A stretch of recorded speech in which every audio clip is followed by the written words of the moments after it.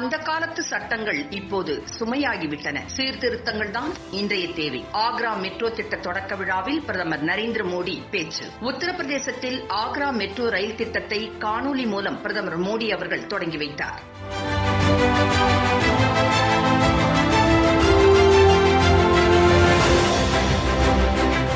பிரதமர் தொடங்கி வைத்த ஆக்ரா மெட்ரோ ரயில் திட்டம் இருவழி பாதைகளை கொண்டது. 29.4 கிலோமீட்டர் தொலைவிற்கு அமைக்கப்படும் மெட்ரோ ரயில் திட்டத்தால் தாஜ்மஹால், ஆக்ரா கோட்டை, சிக்கந்தரா ரயில் நிலையம், பேருந்து நிலையம் ஆகியவற்றை இணைக்கும். 5 ஆண்டுகளை நிறைவடையும் இந்த திட்டத்தின் மதிப்பு ரூபாய் 8,379 கோடியே 62 லட்சம் கோடியாகும். இந்த திட்டம் செயல்பாட்டிற்கு வந்தால் 26 லட்சம் மக்கள் பயன் பெறுவார்கள் என்றும் 60 லட்சம் சுற்றுலா பயணிகள் ஆண்டுதோறும் வரக்கூடும் எனவும் கூறப்படுகிறது. திட்டத்தை தொடங்கி வைத்து பிரதமர் அவர்கள் கூறுகையில், அந்த காலத்து சட்டங்கள் இப்போது சுமையாகிவிட்டன.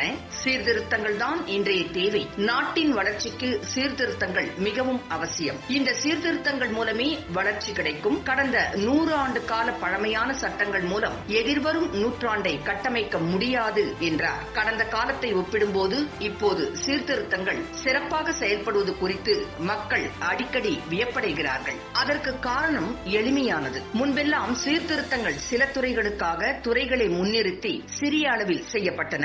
ஆனால் இன்று முழுமையாக அனைவரையும் மனதில் வைத்து சீர்திருத்தங்கள் செய்யப்படுகின்றன என்றார். இந்தியா தன்னுடைய மெட்ரோ ரயில் நெட்வொர்க்கை மட்டும் விரிவுபடுத்தவில்லை, தன்னுடைய சொந்த மெட்ரோ பெட்டிகள் கட்டுமானத்தையும் சிக்னல் முறையையும் மேக் இன் இந்தியா திட்டத்தில் விரிவுபடுத்தி உள்ளது.